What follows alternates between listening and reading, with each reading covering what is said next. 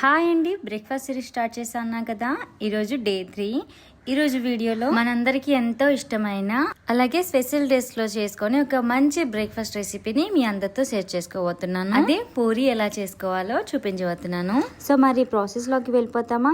Process లోకి వెళ్లే ముందు నా వీడియోని సబ్స్క్రైబ్ చేసుకోండి. పూరి కోసం పిండిని కలుపుకుందాం. ఫస్ట్ దీనికోసం ఒక మిక్సింగ్ బౌల్ తీసుకోండి. అందులోకి 3 కప్పుల దాకా గోధుమ పిండి తీసుకోండి. బయట హోటల్స్ లో అయితే సగం గోధుమ పిండి సగం మైదా పిండి తీసుకుంటారు. అచ్చం మైదా పిండితోనే చేసుకునే హోటల్స్ ఉన్నాయండి. మనం ఇంట్లో చేసుకుంటాం కాబట్టి హెల్దీగా చేసుకోవాలి. పిండి తీసుకున్న తర్వాత దాంట్లోనే ఒక 3-4 టేబుల్ స్పూన్ సూజీ తీసుకోండి. అలాగే టేస్ట్ కి సరిపడేంత సాల్ట్, కాల్చి చల్లార్చుకున్న పాలు వేసి బాగా మిక్స్ చేసుకోండి. తర్వాత కాస్త వాటర్ పోసి పిండిని చపాతి ముద్ద కంట కొంచెం గట్టిగా కలుపుకోవాలి. సో ఇప్పుడు పూరి పిండి కోసం మనము వాడిన సూజీ ఏదైతే ఉందో క్రిస్పీనెస్ తీసుకురావడానికి బాగా హెల్ప్ చేస్తుంది. పూరి పొంగడానికి కూడా బాగా హెల్ప్ చేస్తుంది అనమాట. ఇలా ఈ కన్సిస్టెన్సీలో కలుపుకున్న తర్వాత చివరిగా ఒక 2 స్పూన్ ఆయిల్ వేసి ఇలా కలుపుకున్న పిండిని మూత పెట్టి పక్కన పెట్టుకోండి. ఇప్పుడు పూరి పిండి నుంచి కొద్దిగా పిండిని తీసి ఈ మాత్రం సైజ్ పూరి ముద్దల్ని తయారు చేసుకోవాలి. పూరి సైజ్ అనేది పెద్దగా ఉండకూడదు. సో అందుకని చిన్న ముద్దలే తయారు చేసుకోండి.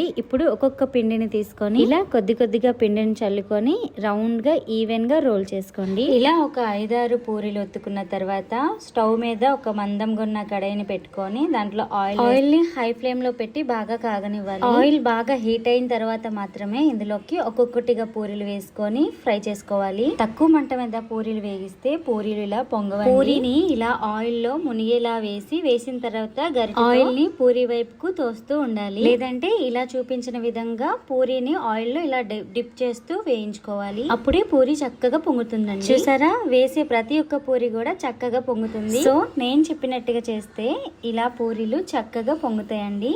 ఈ వీడియో నచ్చితే please like, share and subscribe చేసుకోండి.